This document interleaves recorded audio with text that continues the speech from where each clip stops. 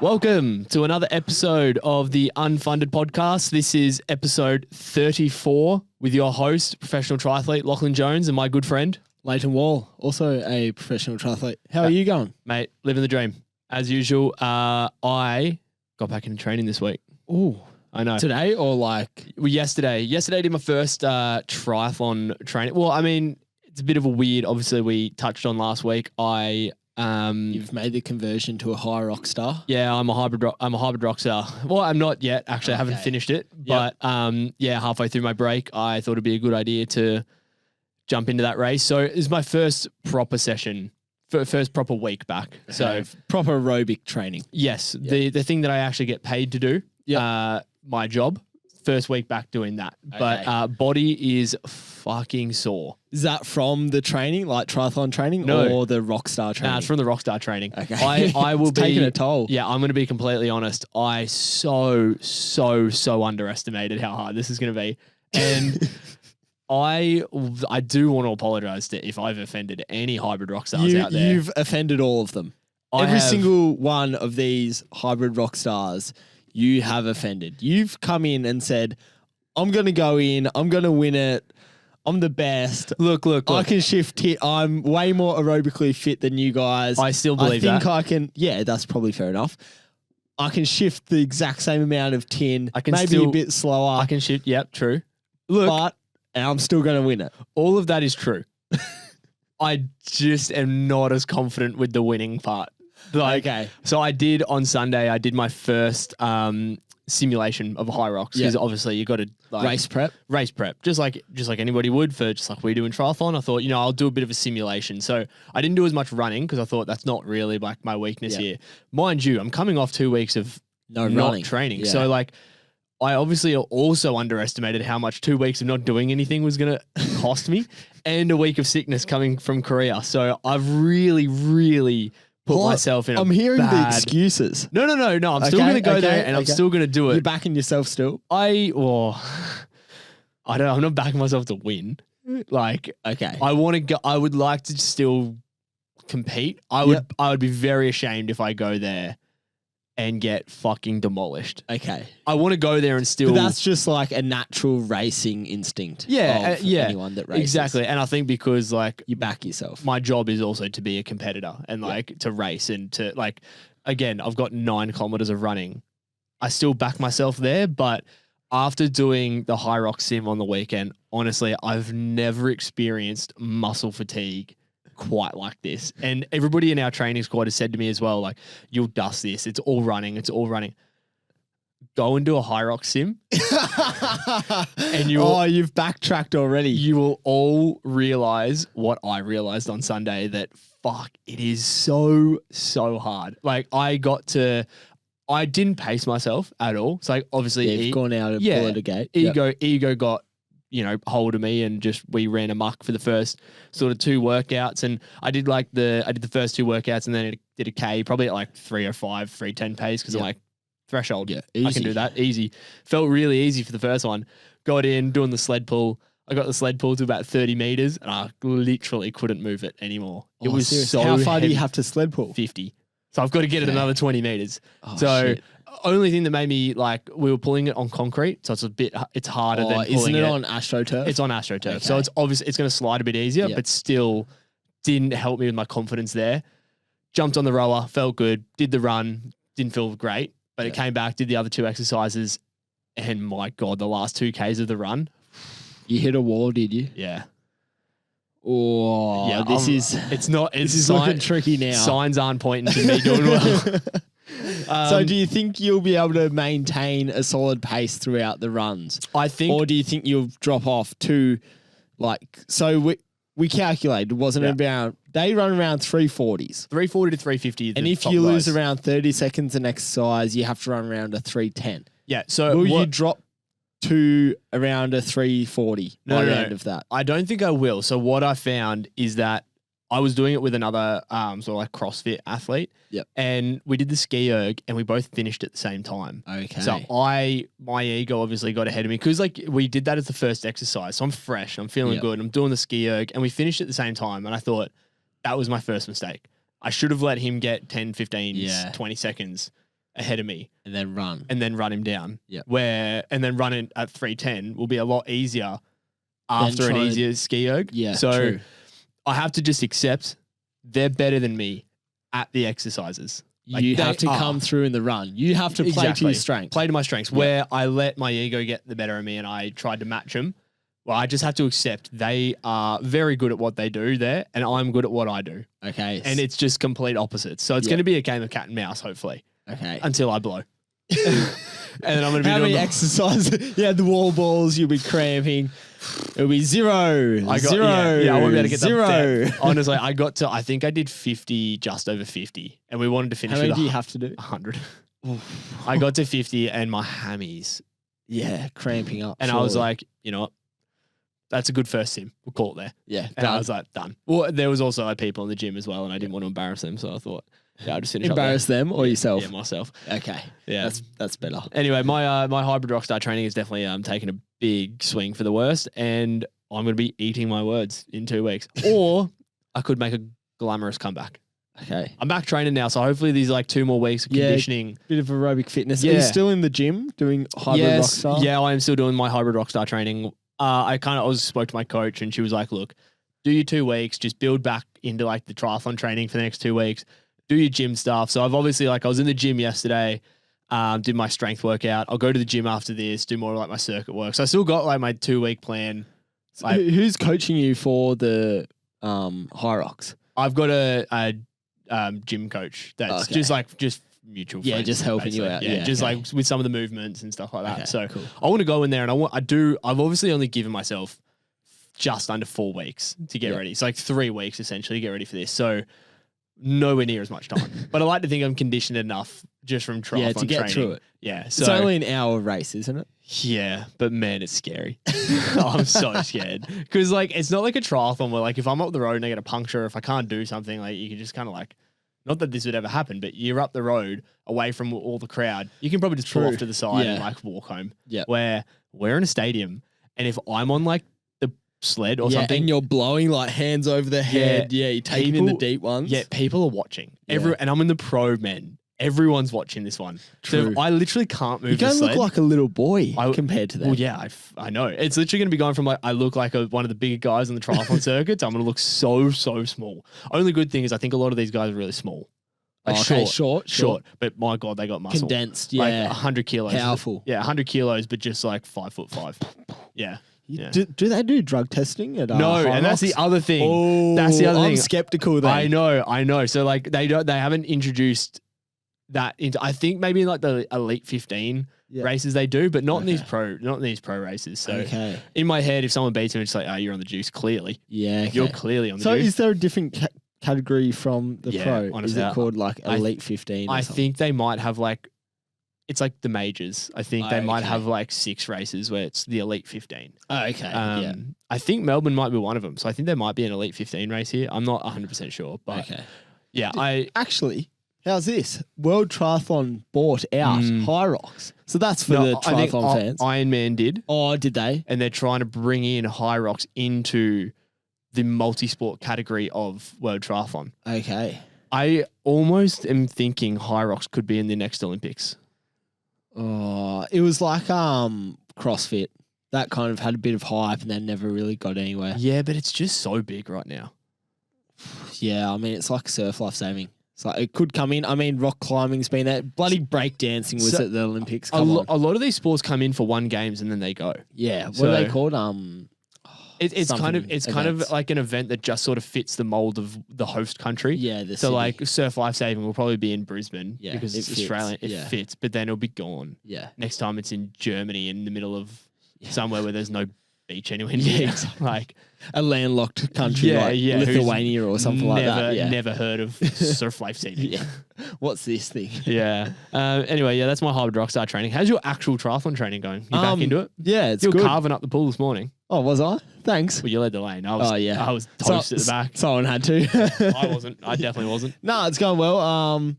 Just been ticking away, actually getting a little bit of consistency in. I can finally, actually, back on the injury front, start running full continuous runs. So that's pretty good. How long? I'm up to 40 minutes. Are you running 40 minutes today? Yep. Well, there we are. We'll pretty run good. together. So, actually everything's going well. Just cruising around. And I that's feel about like, it. Yeah. again, like we said, It's kind of a bit of a lull this Yeah. time of year, especially in the triathlon world.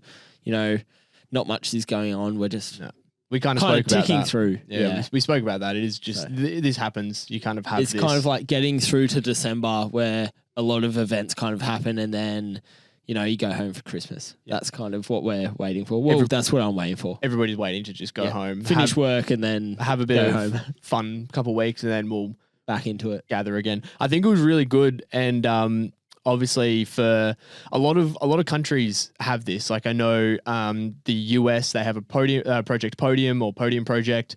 All of the British sort of centres, they have a lot of like Leeds, Loughborough, Cardiff. Yeah. I think Bath might have one. A lot of those sort of, they're all associated with university, but they've all got their high performance squads sort of that are run by the National Federation. And I think it's good, obviously coming into the Australian team, that we've produced the new Ascent Academy. Yeah. And I think that's a really good, obviously you and I are both in that.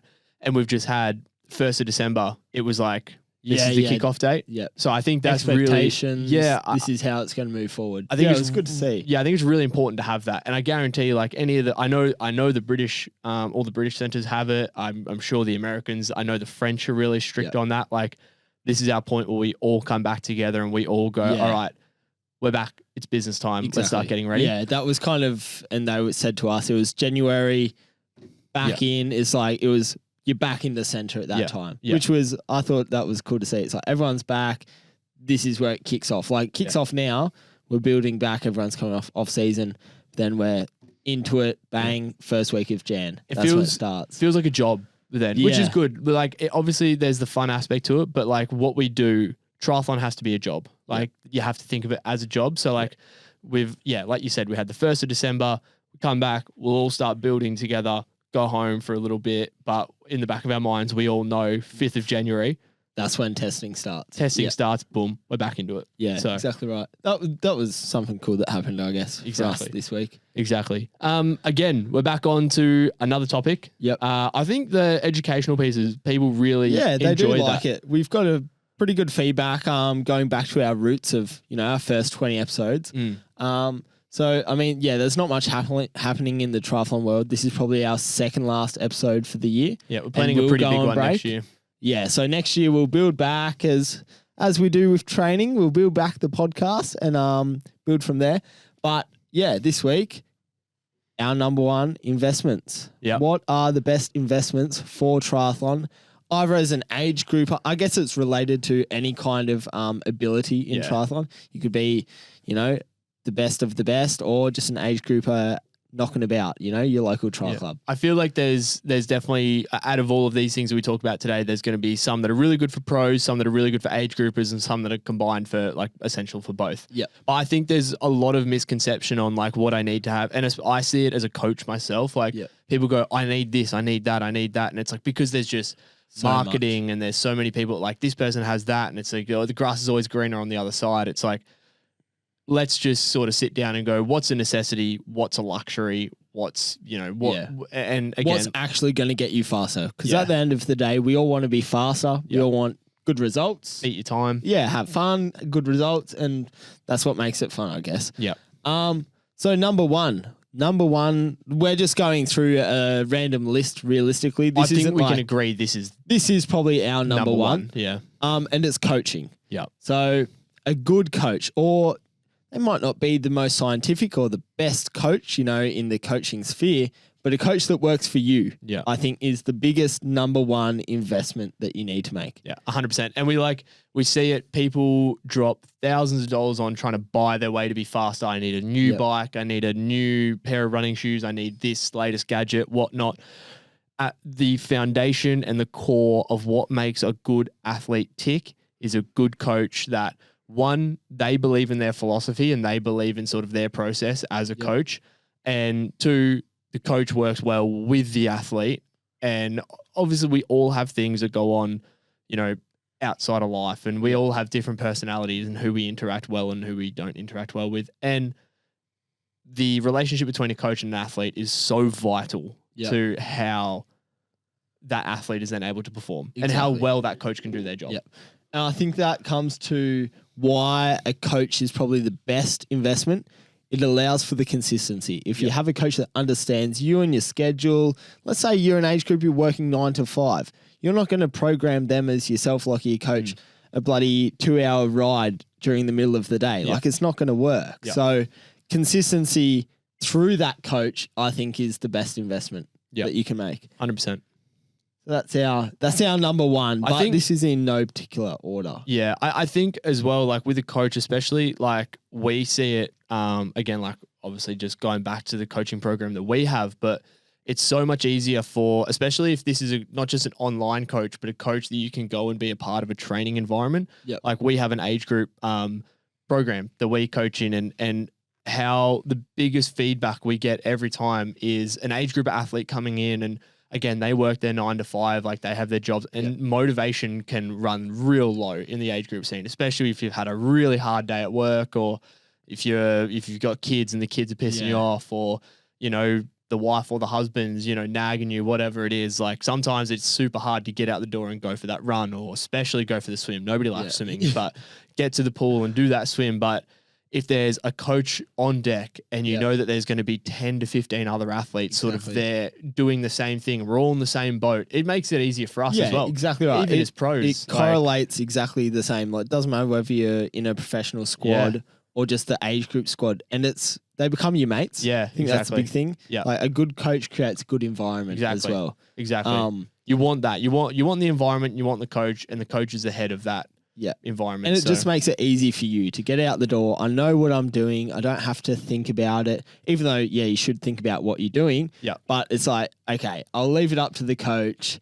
They know best, and we'll go with that. Yeah. Cuts all of the stress out of any kind of triathlon and your other stresses in life. Exactly. Use it as therapy. Yeah. Training is therapy. Next one, kind of similar to like coaching and training, but training camps. They obviously are a bit of an extra expense on top of your day-to-day training, and this is probably more so if you're taking it a little bit more seriously. Yeah. Like we obviously look at training camps, and it's something that we would sort of look at doing either mid-season big base block. So if you're doing a mid-season block, or if you're doing a pre-season block, sort of whatever it is, usually you're trying to get a big base or trying to do something specific in these pre-season or during season camps. I guess this also goes hand in hand with another topic we'll talk about, which is races. But I think training camps are good for the right person and at the right time. Yeah. That's the only thing with a training camp, because they are expensive. Yeah. They cost a lot of money, and they're time away from other things that you could be working on, because there is stuff outside of triathlon. The thing with, I believe, training camps, especially in Australia, I feel as if training camps are great outside of Australia where you can go to an altitude. We don't have great altitude in Australia, and it's ultra expensive. Like we've looked at an altitude camp this year down at Falls Creek, and it was mega. Yeah, I think the mega whole thing, for 3 weeks. I think for 3 weeks we're almost looking at like, what was it, like $3 or $4 grand? $3 or $4 grand, which is, and that was with some things sort of like subsidized as well. Yeah. Like some things were going to be paid for as well. So like if you were to not have a backing of a federation, you're looking at five plus 6 grand. Yeah, which is, you can use that money in a lot, like you can invest that money through a training camp by staying at home and, just as bad as it sounds, or like as cliche as it sounds, locking in at home. Yeah. You know, create a nice environment, and you create that with your coach at home, where you can, the ease of going to training, going to work, you know, eating, sleeping, recovering, you can do that at home if you make it easy for yourself, like organization through a coach. I think that's almost like the basis of what a training camp is. You're going away from your home environment where there probably are the distractions of work, social life, whatnot, and you're literally, like you said, the cliche saying, you're locking in for 3 weeks, where I've been on plenty of training camps in my time, whether it's been altitude, whether it's been, you know, just a literal training block in a different part of the world or different part of the country. And you wake up, you have your breakfast, you get ready for the session, you do the session, you come back, and you do that for every single session. Yeah. You go to bed at the end of the day, and you don't do anything but train, eat, sleep, repeat. Yeah. And literally, I feel as if the gains are pretty big. Huge. Like because you can just sit there and do nothing else. There's no distractions. And you look at the Norwegians and they're always on a training camp. Their life is a training camp. Yeah. So, and they actually talked about it last night in the program meeting, and they said pretty much it's eat, sleep, train, repeat. Yeah. Not that it's a military camp, yeah, but live the simple life. Yeah, live the simple life of an athlete. And that's the beauty of a training camp. It's probably more catered towards like an age group who, let's say, maybe gets 4 weeks of holiday a year and they really want to lock in for an event. And they go down to Falls Creek or whatever, and then they're going to race an Ironman wherever. I think that's probably great. If they can escape the actual rat race of life. It must be like a really serious age group. If you've got 4 weeks of holiday and you're choosing to go on a training camp, my God, I would never. I'm sure there's a couple of teachers. 100%. There'd definitely be some people that are spending their 4 weeks off to go and do a training camp. 100%. People love it. I would never. People love it. But again, I'd rather go, I don't know, to Fiji or something. Bender, but I guess again, like when it's for us, when it's our job, like they're leaving their job to go and do what is our job. Yeah. So our life up here is, besides our distractions of work, is pretty much a training camp. Yeah, we do live that simple life. Alrighty, now we're into the next thing. We're looking at all the data toys. The data toys. What we call them. All our whoops, the Oura rings, the lactic meters, the metabolic testing, all that good stuff. How important do you think is all this? Because you're a bit on edge with this sort of stuff, aren't you? Yeah. See, I feel as if they're great if you know how to use the data and if you're going to use the data consistently. I feel as if a lot of people will use it like it is literally a new toy. Yep. It's a new toy. I get it. I look at it and it's nice and shiny. I wear my Whoop band for a couple of weeks. You get to put your stuff on Instagram. Yeah, it's more of a social media sort of like it's a flex. It's a flex. It's a lot of a flex. Oh, look, I've got my rings at 93% recovery. Yeah, but how consistently are you going to use that data, interpret that data to tailor to your program? Yep. I mean, I'm not going to see many coaches, I don't think, going, oh, your sleep score is a bit low this week. Let's, cut off an hour of riding or whatever. How are you going to interpret that data? I think the right coach would, and I think the right coach should. But that's a lot of time. Yeah, I think if you have the right coach and if you're in, again, this might be one of those ones where it's like a high performance athlete and an age group athlete are in two different boats here. A high performance athlete, yes, because they're ticking off all the 1%ers and the coach is literally paid the big bucks to look at every single and they only have about 15 to 20 people. Yeah. We were told yesterday, like, there's some things that are essential and like we want to be tracking everything and your heart rate monitor. Heart rate, I agree. So your training tools, let's say your power meter. Yeah. That's a bit of a different one, but I'd say that's an essential. I would say it's an essential as well. But like a Whoop, I don't think I need to see my recovery score every day when I wake up either. Because I feel as if that can change your psychology to a training. Like it can go one of two ways. It can be really beneficial, I believe. So let's say you have a coach that adjusts all of your training. You have a big week of work and you're fatigued, changes your training to be easier and you don't go into a hole. Or you have, I'm tired. I can't do this training and I never get that training done. So you're never actually meeting the demands. When you need to do a massive volume block, you're going to be bloody tired. Yeah. Like your HRV is probably going to drop. All of those little things. But you just have to get it done. Yeah, see, I'm so torn between the two. It's both. I'm exactly the same. I'm like, because I think I would wear it, but then skeptical at the same time. I would wear it. How much do we need to deep dive into it? I think I would almost go like, yeah, I'm tired. My recovery score's not good. All right, what should I do? I should probably rest, but I'm going to go do a 5.5 hour ride. Well, exactly right. But and then again, like we have then maybe it's rest around the training. Yeah, exactly. Still do the training, but then figure out ways to rest more around that. Yeah. So maybe not go out for the coffee after the ride and sit at the cafe for an hour. Go straight home, eat, go to bed. That's my favorite thing. But yeah, okay. I guess it's circumstantial, really. Like if you have the money and it's something that you like, you think you want to deep dive and it's not, going to break the bank, go for it. But I don't know. We'll leave it. We'll leave the decision up to when we go through them one by one after. What about the lactate testing? See, I think it's so important. For me, that's a I agree with the metabolic testing. I think a VO2 max test is great. Maybe you could do that once a year, maybe once every 2 years. The Norwegians do it all the time. Yeah, I preach this all the time. But I think, like, I personally want to go in and do some more lactate testing and that kind of stuff. So I think that's really cool data to have. Yeah. And take that and know how to use it for your training. I've probably said this, God knows how many times on the podcast, that it's since learning it, probably back in like 2022, I think, like joining the Cardiff squad that I was in, I've preached that like this just takes the guesswork out of everything. You're not going like, oh, what am I doing?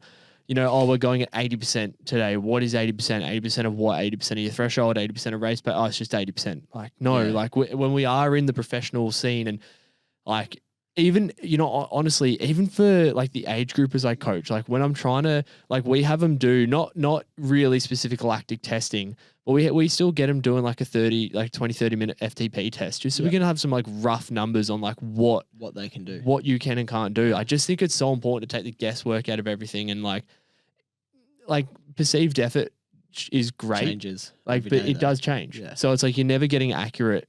Sort of, you might feel like, you know, you running an 8 out of 10 perceived effort might feel like 330 one day, but then it might feel like 310 the next. Yeah, so it's like, it's so variable. So if we have data specific numbers that we can work off every single day, then it's more consistent training. Yeah. So for me, huge necessity. Cool. We're going into the equipment.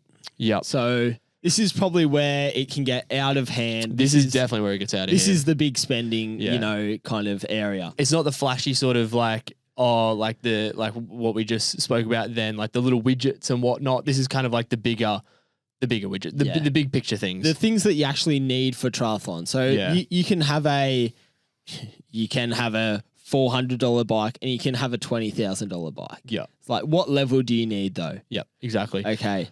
So we're going in for the power meter. I think that's essential. They're an expensive tool to get, but I think for your training, I would never look back. I'm going to say it's dependent. Essential for us, non-essential for age groupers. For an age grouper, yeah. It's dependent there because like I've got quite a few athletes that don't have it. We just go off heart rate data. Yep. So I was like, again, depending on your needs and requirements, and depending on, it can be, like you said, it can be expensive. So like some people don't want to fork out $1,000 for it. But yes, for us, we both have them. If they're essential. Yep. Okay, here's another one: the kicker. The indoor trainer. I fucking hate the kicker. See, I knew this is where we'd butt heads. I hate it. I don't like riding on it. You're lying. You do every second ride on the kicker. No, but it is an essential for me. No. It's an essential. It's not. I hate going out. Give me one reason why I need to do a kicker ride. Finishing work. I hate finishing work at 3 o'clock. I can get home at 3:30, jump straight on the kicker and ride for an hour and a half, and I don't have to go in Gold Coast traffic. You know what that is? School traffic. You know what that is? It's a mindset thing. Yeah, but I don't want to get hit. That's a mindset thing right there. You could go, I know where you live. You could go out Springbrook, right at the top of Springbrook and back. Yeah, it's a pain in the ass. You've just gained to get through Rubina. 800 meters elevation. That's a mindset thing.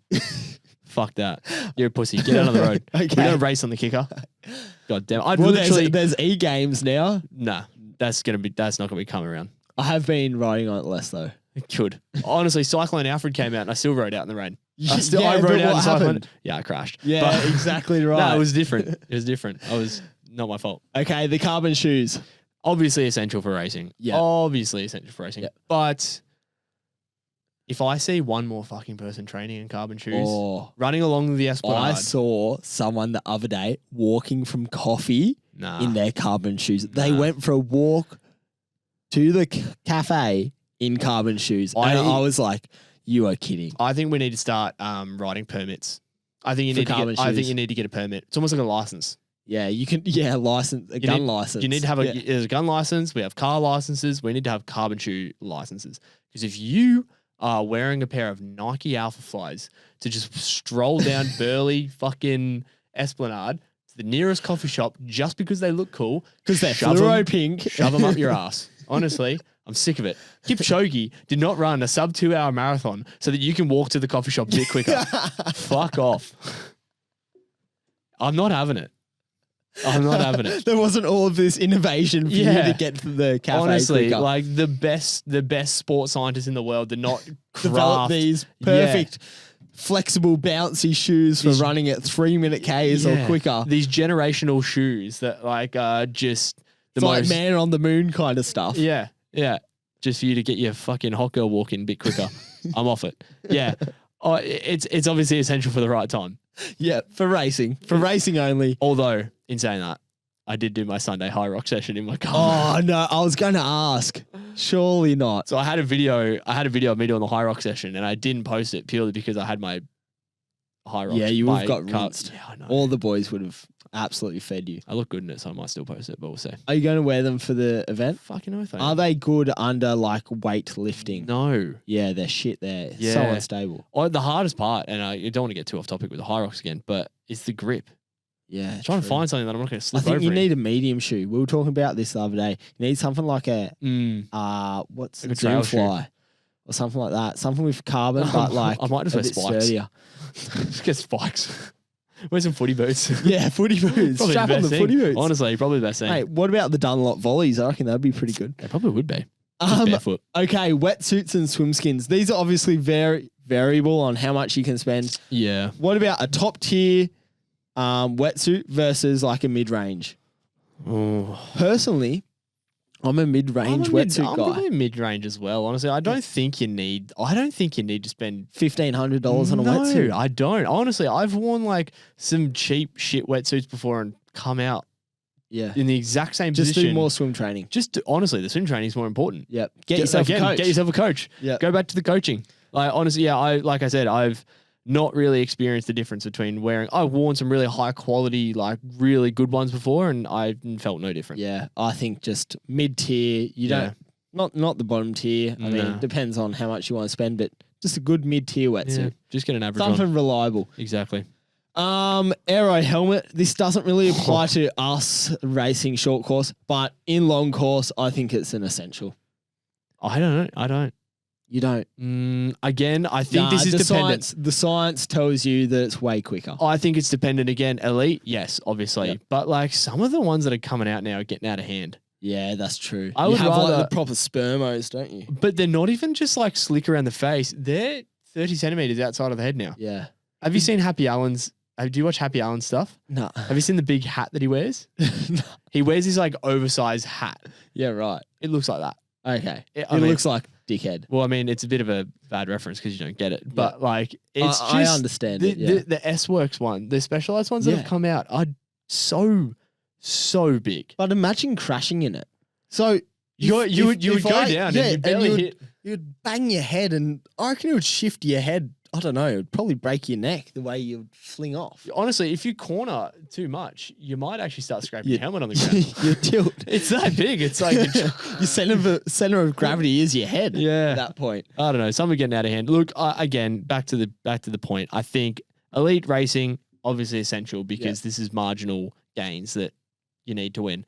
Age group, just get a fucking helmet that's comfy. Yeah, I agree. Position, Essential. bike fit, essential. Essential. No matter essential, what essential. you are, pro to beginner, get yourself a good bike fit by a professional. 100%. They get your angles right, your knee angles, your cleat angles, everything. Because if Look you good on are a bike, yeah. you have to feel good on it and prevents injury. and it also what am I trying to look for? It also helps with the rest of the race. Yeah. It's like if you are riding in an uncomfortable position or something that might be, you might be extending your leg a little bit too long at the bottom of the pedal stroke, you're straining the hammies then. And then all of a sudden you're running off and you've got super tight hammies because you've just overused them for the last, if you're doing a Ironman 180K or 90K, you're going to get off and you're going to be cramping. Yeah. Like it's going to ruin the rest of your race. Exactly. Could be injuries, like whatnot, anything. Super essential. So that's super essential. Yep.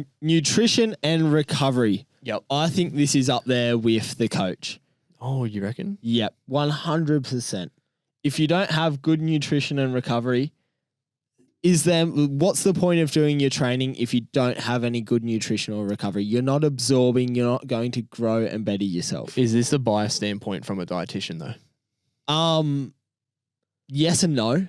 Because I feel as if this is drummed into us at an early age. I'm playing devil's advocate here. Yeah, I I know obviously you agree are. with you, but like, No, it isn't. okay. Because even before I started, like my dietetics degree and wanting to do that as a career, I think that it was always drummed in. Like, if you don't recover from what you've done, there's no point doing it.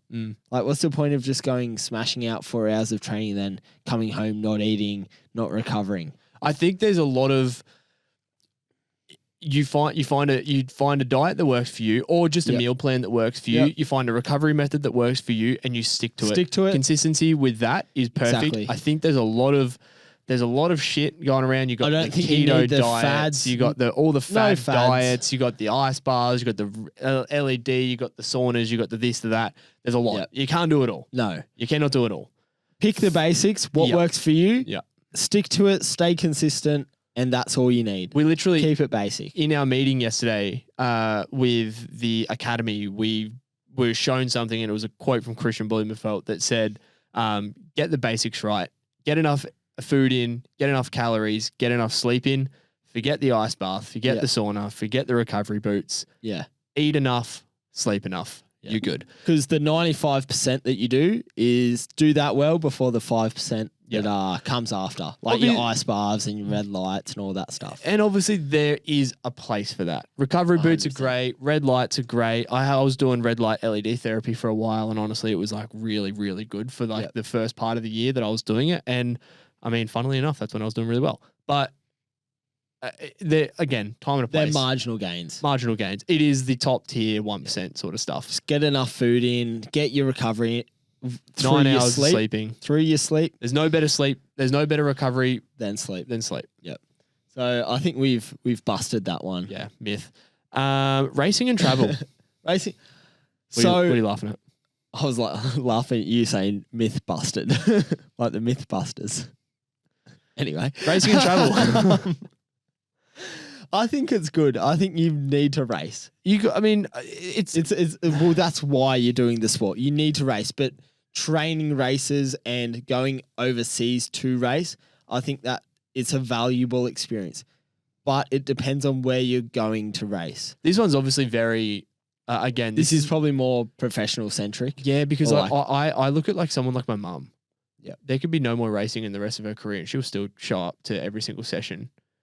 Yeah. She trains to train. Like, she trains to train. And it's an enjoyment thing. Yeah, exactly. We're talking about like improving racing. If you're looking to improve racing, then you need to go race. Racing is the best form of training. Yeah. Like I raced a local race at the start of the year in Raby Bay just to get a little hit out before the season. I feel as if local races like that, like your QTS or whatever it is, they're kind of underestimated in the professional kind of space. People laugh at them because it's almost like, why would I do that? It's so amateur. But it's like, well, it's still just a training race. Still just training. You go through the same process. You still eat the same things. Like, it is literally a sim. Yeah. It's like it's the Hyrox sim. It's a simulation of what you would do on the day, but it feels a bit more because there's still the check-in process. There's still the start line process. There's still the schedule. You have to get up there. Yeah. Exactly. So practice races like a local race, really good.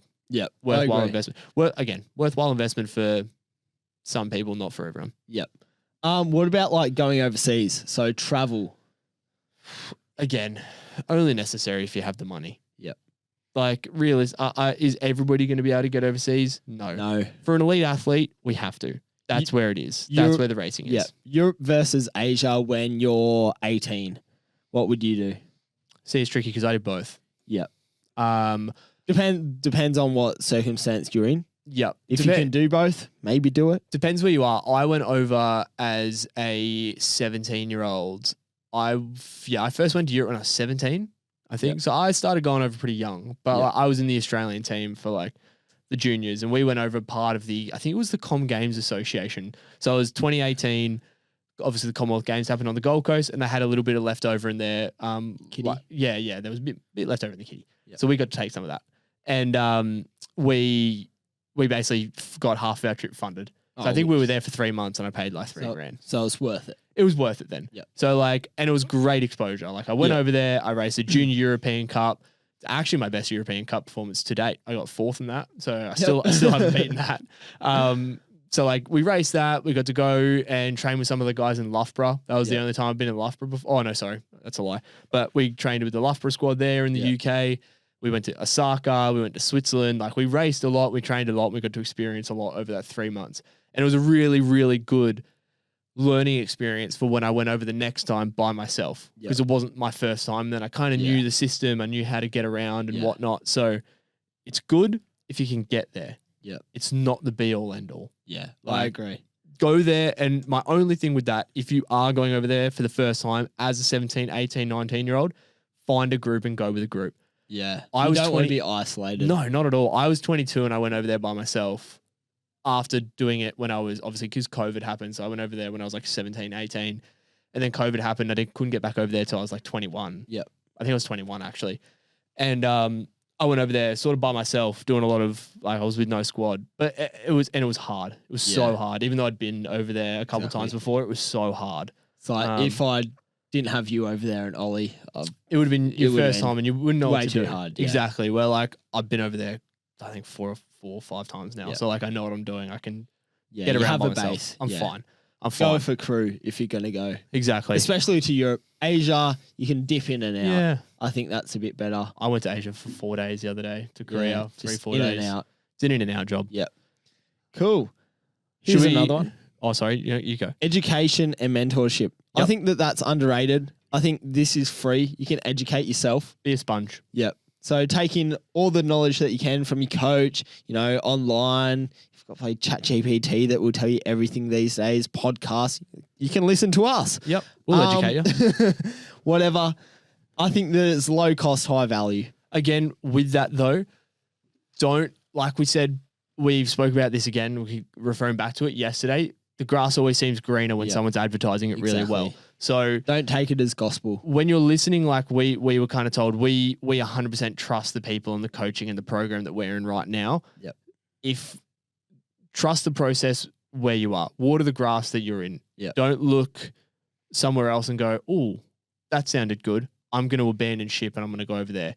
Because if you do that, you're never getting consistent sort of progress anyway. You're kind of dipping in, dipping out, dipping in, dipping out. Yeah, what sounds good, really what does, and it's not going to work. So find something, do your research, and find something and stick with it. Yep. Cool. All right. Should we do a little? Quick fire? Yeah, we'll do some quick fire ones. So just to finish it off, we've obviously went through a lot of like gadgets before and a lot of like sort of this and that. We're just going to go quick because obviously we went into a lot of depth. Yep. Then no depth. We're just going to say whether it's worth it or not. Yep.